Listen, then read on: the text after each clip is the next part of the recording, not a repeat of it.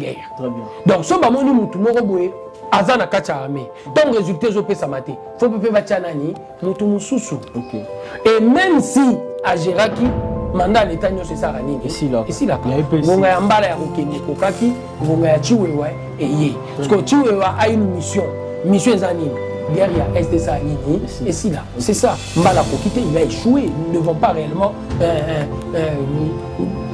avoir une langue de bois. Il a échoué et comme il a échoué, il faut nous il y a institution précédente. Il faut dans l'exercice pédagogique. Cette magie-là. Les gens croient que c'est facile pour lever salami.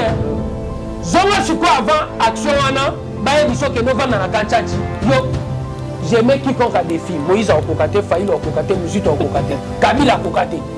J'aimais quiconque a défi, ba leader wana nyonso, muta okokango azate. On comprend le nom de muta okokango azate. Et le président, quand il est arrivé, Mouto Bazawa Benga patin. Azola na kanchachi. Salagipé, Azali na Urawana. Et nous, nous opposition dans la difficulté, les lots.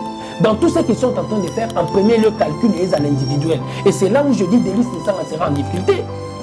Madame, nous sommes à la TV par rapport à la gestion du président Félix. Et à nous, le discours.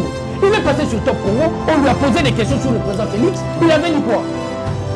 Les bilans est mitigé, mais le Congo est en train de faire un bond vers l'avant. Il a dit ça sur Top Congo.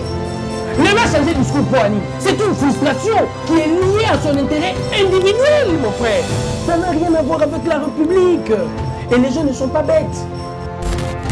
Faire ici du boulot, les gens du PPRD scellés à la roue, faire le média pour dire IGF faisons un ministère à finance, à Congo que nos contrôleurs ont bloqué l'exercice. Je les ai suivis tous. On a compris le problème de la banque des actifs. En quelque sorte. Pour Mata Tamponio à son époque, il a fait sortir un arrêté qui était en train d'interdire le contrôle de la régie financière. Voilà. Mouzito est venu, il a appuyé et l'issue sur le Kouana. Mais là, avec le président Félix, contrôle a priori est même 14 milliards 600, horizon 2024 20 milliards. Développement et Vandi Nambong. On ne peut pas parler de développement sans argent. Si on a développement et AT. Pour battre Dubaï, c'est l'argent. Pour développer Europe, après la Deuxième Guerre mondiale, 13 milliards en dollars, plein Marshall. Donc, sans Mongo, développement et AT.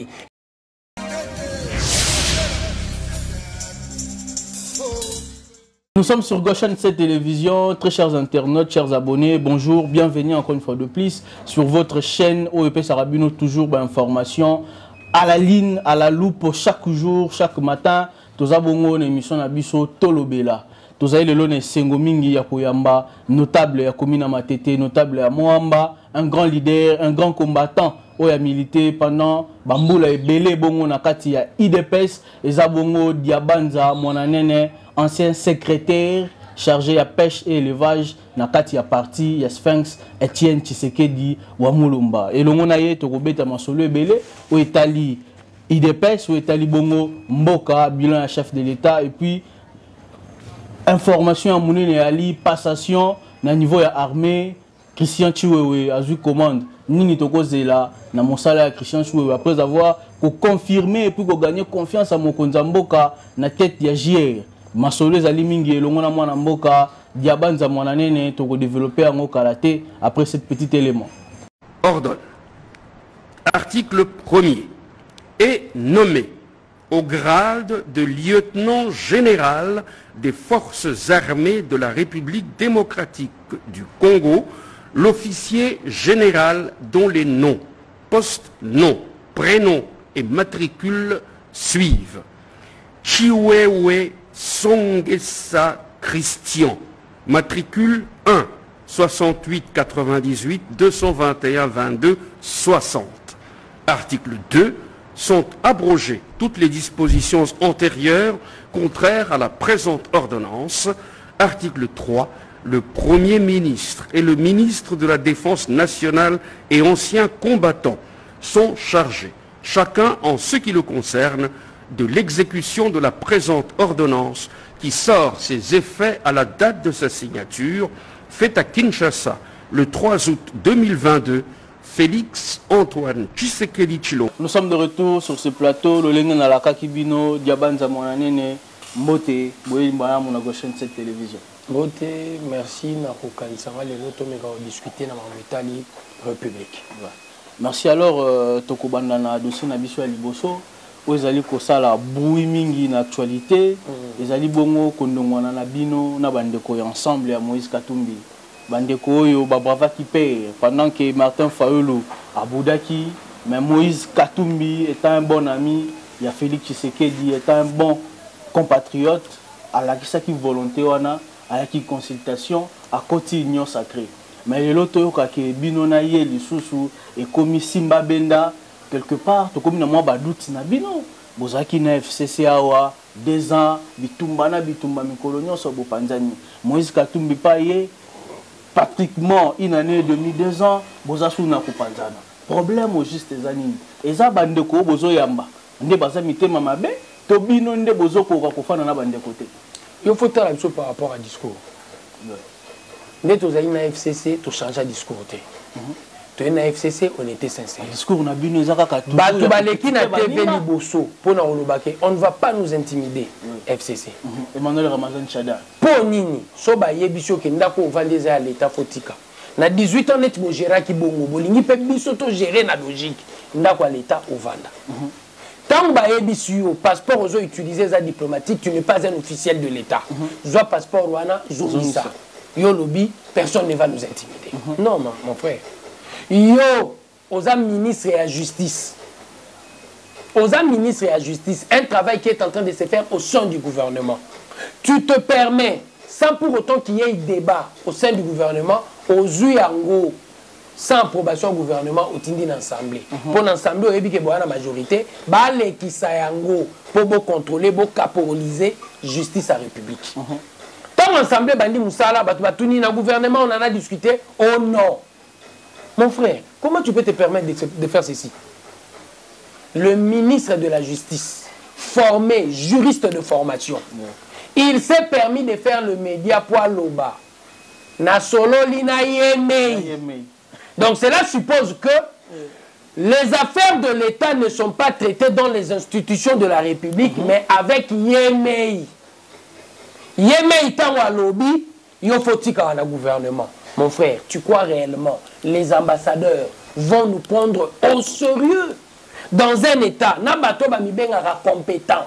Bato ba lobaka, ba yebi ndenge basala musala. Ba sololi na yemei, ko solola na yemei, ba lever options qui n'ont rien à voir avec la République. Alors tu crois réellement? On dit en cause leadership, il a fait qui c'est qui dit. Comment le ministre dans le gouvernement n'est pas aimé. Soit la leadership, c'est qui forte. Soit leadership, c'est forte. Même en tant qu'avocat, soit à quelle place moi pas plaider, bah tu m'aurais besoin d'inventer. Même bananaye, bah il s'agit tater aux inventer. Même bananaye. Même baningane na PPRD, bah il s'agit moninga aux inventer. De ce que tu as fait, tu ne pouvais jamais à aucun moment te permettre de dire Nasola Inayemi. C'est peut-être pour intimider. Mais intimider, voilà. Parce que yo question de vanda inanini. Est-ce que biso batozo vanda na batumabe? Na makamba bongo, est-ce que na contrat na biso na FCC ezalaki ba décision gouvernement ba kenda ko traiter on a kingakati. Ezalaki na cohabitation. Mais coalition ne veut pas dire. Coalition, le contrat est synalagmatique. Dans un contrat, il y a 2 parties. Et de ces 2 parties, vous devez respecter les principes établis. Et de ce principe établi, ceux qui m'ont à remettre en cause, bah principe, tout le contrat est revu. Et tant que solo la makambo yemei en dehors il y a une institution, on a compris que vous ne respectez pas le contrat. Très bien. Ensemble pour la République. Na yena wan longwe na wana. Nen ensemble pour la République. Na yena kamere nan. Katope baba ki prison na ye. Na contrat ya biso na kamere. Toyoka na teke soko yibi mbongo à l'état ba osa nini ye. Ba kotika. Ya boyoka na 2023. Na landi kamere ye moko na Côte d'Ivoire ko yibisa journaliste moko. Toko zwa l'état te pour confondre la poche na biso na trésor public. Le président Félix na top Congo alobi oza mwana mai nanga otie maboko na kesa l'état mais ba ko kwayo Et c'est ça qui s'est passé. Ouais. Et quand ça s'est passé, les gens veulent nous imputer erreur de parcours Yandeko Kamere. Les gens veulent nous imputer. Au long wana, on a dit solo ensemble. Et l'autre photo boya na kata République. Dans mon introduction, je vous ai dit, il faut total akaba discours. Biso to changer discours na bisoté. Deux discours. Le président a compris que nos amis, il y a FCC, bazo se comporter na logique à ministre de la justice, na logique il y a le ministre de la justice il y a époque wana, na logique il y a secrétaire permanent. Secrétaire général ou permanent à PPRD, donc il n'est pas intimidé. On a vu réellement Bazotinda Batuna Media, Balobakeliningi, Pamba, Patin et autres. Ils ne sont pas en train de respecter le contrat. Le président signé ordonnance pour Nabato SNCC, na Jekamine et souffrir pendant une année. Donc le contrat n'a pas été respecté. Tokabouane. Ensemble, c'est valable. Oui. Merci. Ils ne respectent pas le contrat eux. Ensemble les lots. Président a lancé vision. Botala Makambo FC Sala, il bloque la République. On veut un budget de 12 milliards, c'est à la Goulia Oloba, c'est impossible. Les lots ont 14 milliards 600. Et tant qu'on va bloquer la République, ensemble à comprendre que FC Sala a bloqué la République, aïe. Tant qu'on aïe, Bissot chargé de position, le président a dit du début du mandat, il y a gouvernement. Ma solo, il y a débat, il y a gouvernement en dehors des institutions exatées. Et ça, c'est une injonction. Et où tu n'as pas autorité morale, pour et à côté de gouvernement, nous sommes en train de tuer la logique des autorités morales. Pour autorité morale, Kabila, il n'y a que Boma, République. Ce qu'on y a de Moïse, ceux qui ont l'autorité morale, à quoi le problème? Réponse au président Félix, Makamboza clair. Par rapport au contrat que vous avez signé. Jusque-là, et là, on y a FCBino et Amabé, au Bissoto Sali, tu respectes tes pas contrat. Bah oui, gestion est mal monté. Gestion est nul. Il y a une vision qui n'a pas peuplé, le qui bango en réalité, il y a des autres ça. Allo Bamakambo to yokanaki gagné dans l'Assemblée nationale. Ce qui est vrai, bah député ne va rater. Député ne au union sobati qui est 46, va rater. Si c'est vrai. Et ça non l'histoire le kouta. OK. Vous comprenez? Et c'est facile à vérifier. Allez dans le banque. Il y a des banques où le salaire à député Sarani. Et Bimakat. Vous avez dans la banque où on a son député touché à combien? C'est 14 millions, c'est ça. Quel est votre dans la banque? C'est là où je dis qu'il y a un problème dans la classe politique congolaise. Et de ce problème, nous sommes en difficulté. Quand quelqu'un se permet de dire qu'on touche 21 000 $, c'est à nous de prouver. Il ne suffit pas de le dire. Et quand les gens sont en train de le dire, Batumsou peut avoir une banda intellectuelle de surcroît. Il dit c'est ça, on a présenté des preuves. Preuves ni n'a présenté. Il a dit même ce n'était pas 21, on peut aller même à 27 000. Délice c'est ça. Je crois qu'en 2023, les gens vont comprendre. Je suis plus populaire que lui. Ah bon? Je t'assure. Bato Bélé Bassali politique qui a TV. Na Yebisio, je suis plus populaire que lui. Donc en 2023, Nata la place va revenir. Ah, on a besoin déjà. Je mets quiconque à défi. Les gens m'ont cambouté tout le n'était pas gadima. Liste qui n'est pas comme déjà au Ghana. Mon frère, je suis ma liste menga na osa bitumba chobote. OK. Je suis ma kambozo bete à liste menga na obunda makamba papa modogote. Je comprends quelque part. Si tu veux que les gens basent sur l'ascenseur, il faut ça là-bas où ça là. Très bien. Tshisekedi, le père, Tshisekedi Etienne, à la Tibiso Lokomoko. Dans ta vie de chaque jour en tant que politique, tu ne dois que travailler pour servir les autres. Très bien. Et c'est ce qu'il a fait toute sa vie. On est salagipé, Azagi na Urawana. Et nous, mon opposition dans la difficulté, les lots. Dans tout ce qu'ils sont en train de faire, en premier lieu, calcul et à l'individuel. Et c'est là où je dis, Délice, ça sera en difficulté. Voilà. Makamou sur une à la TV par rapport à la gestion à président Félix. Et à nous le discours. Il est passé sur Top Congo, on lui a posé des questions sur le président Félix. Il avait dit quoi? Le bilan est mitigé, mais le Congo est en train de faire un bond vers l'avant. Il a dit ça sur Top Congo. Il a changé de discours pour Anime. C'est une frustration qui est liée à son intérêt individuel, mon frère. Ça n'a rien à voir avec la République. Et les gens ne sont pas bêtes. Bato bazo talabiso bazo comprendre que bozo bouger pour la maintenir na pino. Et pour l'intérêt, tu veux faire croire au Congo tout entier, Félix est en train de chouer pendant que le budget est que 14 milliards 600. Très bien. Félix est en train de chouer pendant que la Constitution, dans son article 43, et bien, il dit sur la gratuité de l'enseignement, bisotem to vota Constitution, les lots gratuité de l'enseignement est comme effectif. Avec un peu de problème. Et ils sont effectifs. Tu peux tout dire, mais ils sont effectifs. Tous un peu sous-cimaté. Et nous savons quel est le partenaire qui veut bloquer la gratuité de l'enseignement. Les longs de nos obéis, solo dans les Bilan, projet à 145 territoires. Non, ici arrivant. Europe peut être les plan Marshall, c'est un projet. Les longs Congo peut être les développement à la base. 145 territoires. C'est le président Félix qui est arrivé sur ça. Et quand il est en train de rêver sur ça, toi, c'est la prochaine budget ou comment? L'argent est déjà là. Déboursement, c'est bani, ma contrat, c'est bani au Salama. Mais est-ce que vous êtes sûr d'un projet à 145 territoires? Parce que tout le monde y 100 jours de souffrir, Chile Djelou, malgré les autres, mais pour résister, mais ils souffrir. Alors, 145 territoires.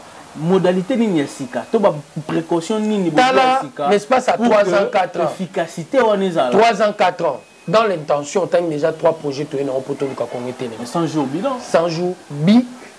Je vous dis. 100 jours la mauvaise communication est vendue pour sa caméra et pour l'histoire de 57 millions. Mais ce n'était seulement pas ça. Il y a des écoles et ton gamin à 100 jours. Il y a des nzela et ton gamin à 100 jours. Tokuti awana Kinshasa, lemba wana liboso fikini. Libulu esala pratiquement 8 ans. Tokuti on tout ça yango. Sayo. Tokuti on sali combien? 12 ans. Force. Avenue de la paix. Avenue de la paix. Oyo ya Zandu oyo commerce. Tokuti on combien d'années? C'était 100 jours. Quand les gens sont en train de parler de 100 jours, Tokoma crispé na position moko à 100 jours au Ezalaki, ma maison préfabriquée. Ok. Non mon frère, même quand tu parles de Tilé Gelou, regarde les écoles qui se sont construites à Mbujimaï. T'as la qualité kolwana. T'as la yango, t'as la banzela wa salikuna. Mais ba budget nango ezaki quand même remis en cause. Remise en cause par rapport à la qualité, il faut regarder. Tu peux construire une école de 250 000 $. Ça s'est fait. Dans le projet, il y a développement à la base, l'école à 250 000 €. Mais il y a des écoles sur le Motonga, Neti Athénée de la Gombe. Au Tonga, on a 250 000. Même pas. Et si matin, au Motonga, école, le quoi, bon, Somi. Au Tonga, on a 250 000. Et on a 3-4 terrains de football, et on a terrain basket, et on a terrain volleyball. Et on a salle, il y a un à cinéma. Au Tonga, on a 250 000. Alors, sur le plan bilan, qu'est-ce que vous pouvez dire aux Congolais aujourd'hui? Parce que le bilan est largement positif. Malgré vos autres, mais le élément essentiel, il y a bilan. Aujourd'hui, la perception de l'homme blanc par rapport au Congo est nulle. La lutte contre la corruption au président Félix a déclenché, Isabelle est bien vrai. Avec l'IGF. Voilà. Bravo. C'est une réalité. Pour tout que nous avons 14 milliards 600 et sa vision est président Félix. Biso to créer IGF te kutango. Mais coacher ngo et puis ça va résultat au EPC. Et les lois belge va lobby ba kamwe. Et ça les lobby biso to zobeta lisolo contrôle a priori. Bango babanda ngo kala. Les Belges sont étonnés. Mais pour la ligne batunyo sur le succédant président Félix Baboulela contrôle a priorité. Na IGF. Mais à Boulango. Et moi, j'ai remarqué les DG faire ici des bruits. Les gens du PPRD scellés à la bouli.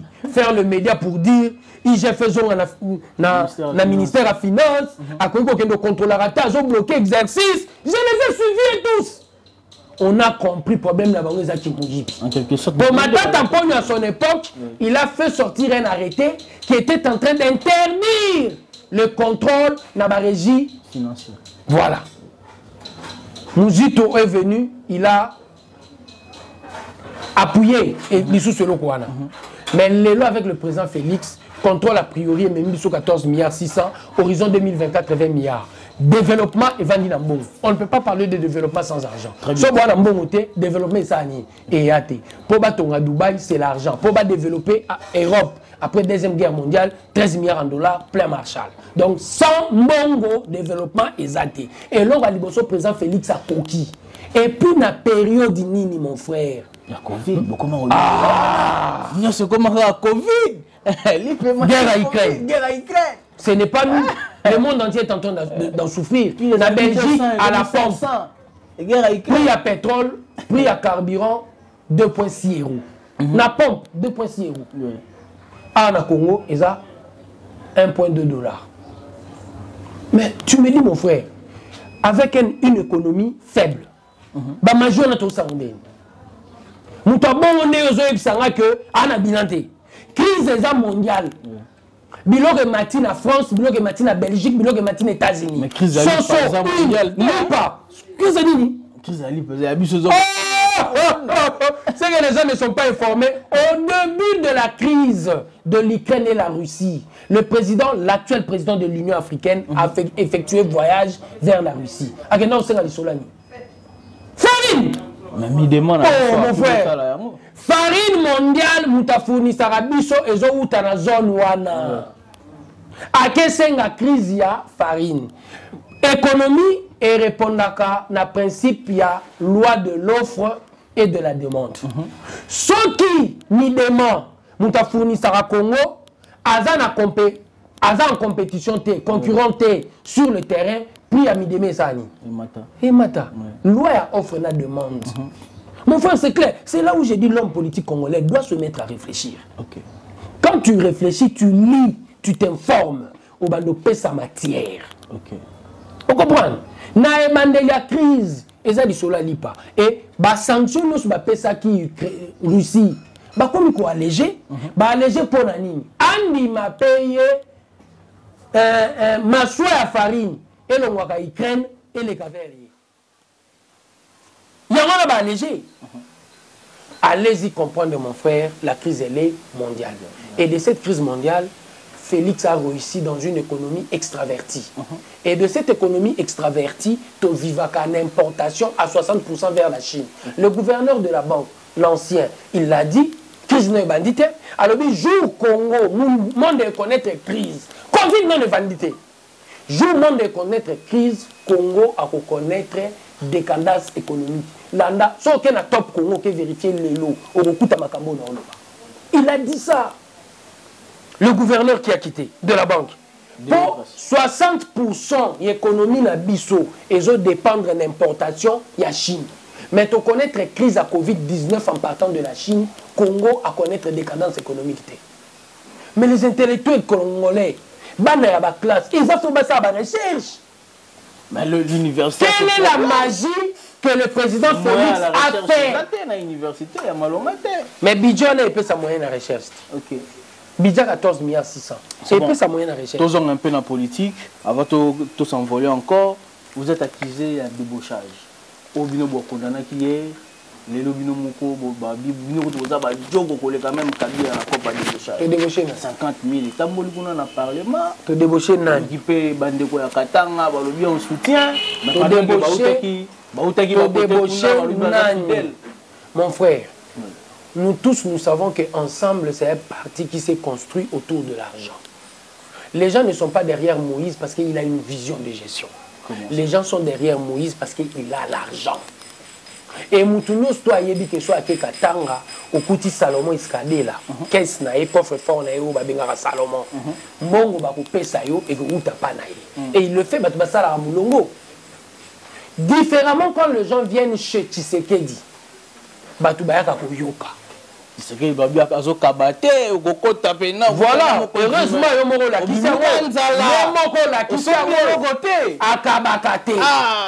mais nous y allons.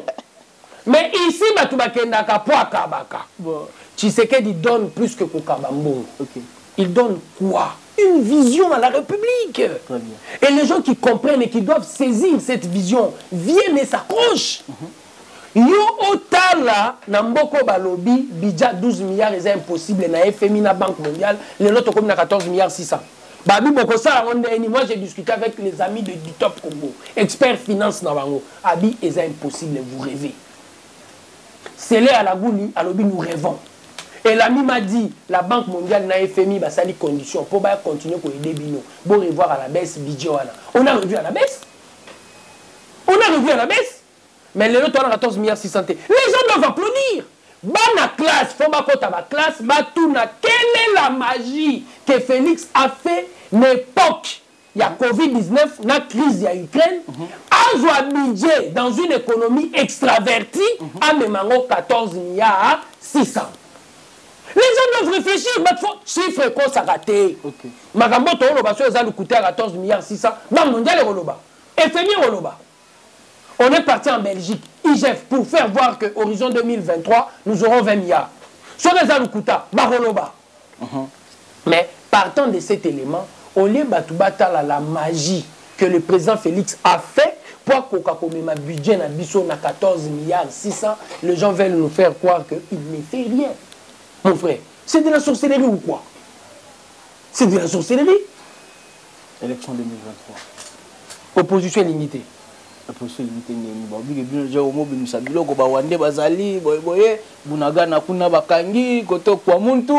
On ne comprend plus rien. Sauf au Tikali, dans 3 provinces, tout ça l'élection.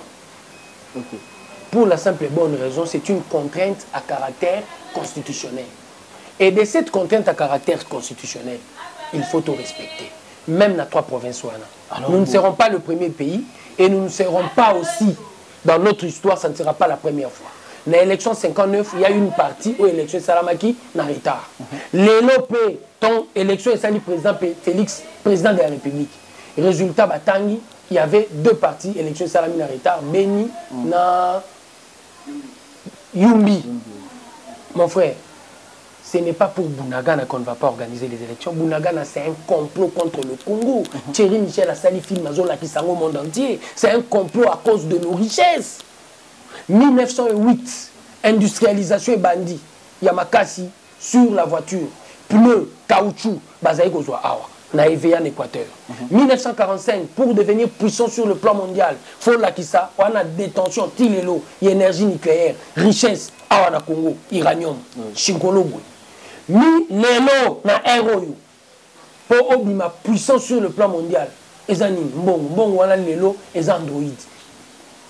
Téléphone, voiture électrique. Ozoa, cobalt, na coltan wapi. Awa chebiso. De ces richesses stratégiques, le monde a compris pour passer la biso guerre pour bazoa kango à vil prix. Ndenge bazoa qui est veillé na okata biso maboko. Ndenge bombe nucléaire bako zoa toza colonisé. Ndenge balingi pe na richesse à coltan na cobalt bazoa na lolenge balingi. Et na kozwa na lolenge balingi bazo créer guerre wana. Au lieu l'homme politique congolais à réfléchir comment résoudre ce problème qui est en train de perdurer depuis colonisation Tilelo, lui il est en train de croire qu'il faut réfléchir par rapport à son ventre. Bissoto on a besoin d'élection. Pourquoi nous devons respecter ces cycles? Ces cycles c'est déjà une richesse. Que chaque 50 ans on organisera l'élection. Mais corrigeons, Babylone autant sous a passé. Et nous avons corrigé. Cette fois-ci élection et Salama, bureau par résultat et Pesama, bureau par bureau. Côté élection, nous avons nouveau côté élection, c'est mon dialogue. Nous posons déjà les actes. On a déjà que moi, l'enterre est allée. Tu vaut mieux que les gens en dialogue. Mon frère, on va en novembre 2020. 2 ans, on a bis au Tolingi, on a voté Tolingi élection. Très bien. Opposition, ça l'appelle na dialogue. Nous, on ne veut pas de dialogue. Ça, là, Makamboudiaban, ça a un intérêt pour voter. Naïebisua, Délis, ça sera en difficulté. Il ne sera même pas voté. Au lieu de travailler pour ta base, tu ne travailles pas pour ta base, tu fais les médias parce que tu crois qu'il faut faire, faut exprimer frustration. Nous travaillons pour la base. Et en travaillant pour la base, le secrétaire général de l'UDPS, demain, il sera à Kisangani. Il est en train de redynamiser le parti. Et redynamiser le parti, pourquoi? À Tchabiso, en ordre de bataille. Pour la grande province orientale, à Otamboulayango. À Otamboulayango, pour Tchabiso, en ordre de bataille. Pour la 2023. Très bien, on va finir par dossier de la sécurité. Hier, Nathan Kokolo, passation au niveau de l'armée. Christian Tchou prend les commandes, c'est de l'instant à la part. Finalement, tu as que Félix Tshisekedi a récupéré l'armée. Qu'est-ce que tu causes là? Je ne cesserai de le dire. On a la chance, Moko. Dans ma classe, je suis allé à l'histoire politique du Congo. Et l'histoire politique du Congo permettra de comprendre le contexte. Président Félix a né loko moko apesi Congo. Ezani azobunda pour nécessairement d'institution et comment assis. A commis président de la République. Le président de la République du Congo, 18 ans, locataire. Mouzé 4 ans. Avant d'Ananda Kweza, il y a institution présidentée. Avant d'en quoi il y a institution présidentée. Quand même, il résidait là. Je parle des institutions de la République, toi tu parles de Kingakati. Kingakati c'est privé mon frère. On dit que c'est saisir Ngaïté. Je parle de la République. Pose à la sérieux en tant que République. Sauf que na Russie, bah on betelo sur la Kremlin. Sauf que na États-Unis, bah on betelo sur la Maison Blanche.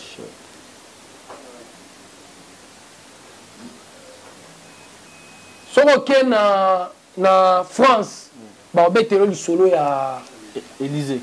Champs-Élysées. Partout, symbole à pouvoir, il y a présidence. Et tamboula ananda kunango. Ndako est un symbole à pouvoir. Mais malheureusement, chez Bisso, tous les résidents sont à l'état. Kassavou va venir à Mongalima. Mobutu va venir à Mongalima. Kabila le père a qui parler des marbres. Et ça dans l'état. Kabila va venir à GLM. On s'en fout. Moi, je parle de l'institution présidence Zaïko Vanda Wapi. Félix Aye. Au début, il y a le premier ministre qui est non. Et c'est une injure pour la République. Le président de la République, la première institution, a été le premier ministre.